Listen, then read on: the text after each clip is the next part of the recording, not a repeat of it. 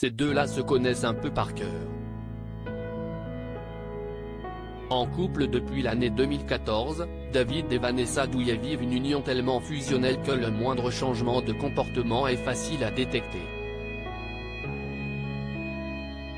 Siesti ainsi que le judoka a tout de suite compris que sa partenaire était en mission secrète, dans l'émission Les Traîtres, diffusée sur M6, et qu'il s'est arrangé pour la faire éliminer dès les premières heures du jeu. Mais voir sa chair et tendre s'éloigner de lui pour protéger un secret, pour les biens d'un programme télévisé, n'est pas la seule chose qui peut agacer notre champion national. Le 19 août 2017, David et Vanessa Douillet se sont mariés, pour le meilleur et pour le pire, en la mairie de Sertines dans l'Ain.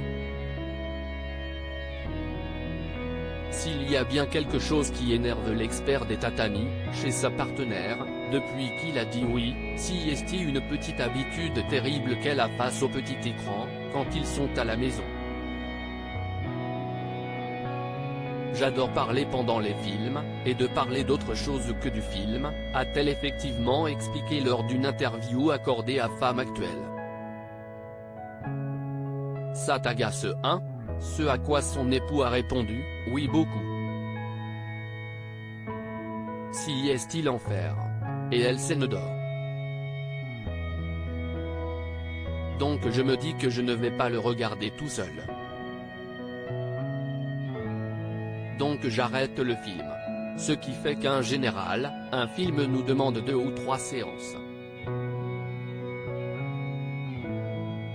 David Douillet sortait de plusieurs histoires d'amour assez folles quand il a croisé la route de Vanessa.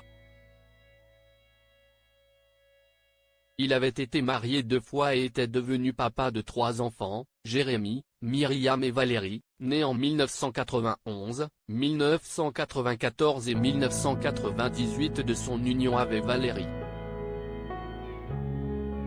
Mais malgré son expérience, il a été scotché par l'évidence. On cesse de rencontrer à une réunion politique, racontait-il dans l'émission 50 Inside. On avait fait tout un tas de trucs, tout un tas de manifestations, et ça se clôturait par un grand repas. Il y avait 400 personnes et madame était là. J'arrive, je ne m'y attendais pas du tout, tout allait bien, et je la vois, je me dis waouh. Je ne dis rien. Je ne dis rien du tout.